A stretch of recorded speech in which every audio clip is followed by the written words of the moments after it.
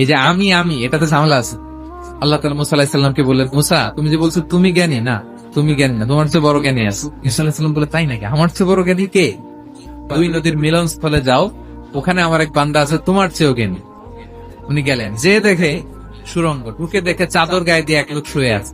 সালাম দিলেন, আসসালামু আলাইকুম। ওই লোক চাদর আর সরায় না, ভিতর থেকে বলতেছে, ওয়ালাইকুম আসসালাম। তুমি কে? আমি মুসা। বনি ইসরায়েলের মুসা?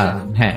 কেন এসেছো? এবার চাদর খুললেন, বলতেছে আপনার কাছ থেকে কিছু শিখতে আসছি। আল্লাহ বলছে, আপনি নাকি সবচেয়ে বড় জ্ঞানী, তুমি আমার জ্ঞান নিতে পারবা না, ওই ধৈর্য শক্তি তোমার নাই। মুসা আলাইহিস সালাম জোর করতে লাগলেন। অবশেষে খিদির আলাইহিস সালাম রাজি হলেন। বললেন, শর্ত হচ্ছে আমি যাই করি আর না করি আমাকে কোনো প্রশ্ন করা যাবে না। সফর শুরু হলো। সামনে নদী, এক লোক তাদের নৌকা দিয়ে নদী পার করাই দিল। নদী পারাপারের পর খিজির আলাইহিস সালাম লাঠি দিয়ে নৌকার তলাটা ছিদ্র করে দিলেন। মুসা আলাইহিস সালাম বললেন, এটা আপনি কি করলেন? খিজির আলাইহিস সালাম বলছে, এই যে আমি বলছিলাম না ধৈর্য ধারণ করতে পারবো না, যাও তোমার রাস্তায় তুমি, আমার রাস্তায় আমি। মুসা আলাইহিস সালাম আবার ক্ষমা চাচ্ছেন যে আপনি আমার ক্ষমা করেন, আমি তো ভুলে গেছি। চলতে লাগলেন। হঠাৎ বাচ্চারা খেলতেছে, এক বাচ্চাকে ধরে হত্যা করলেন খিজির আলাইহিস সালাম।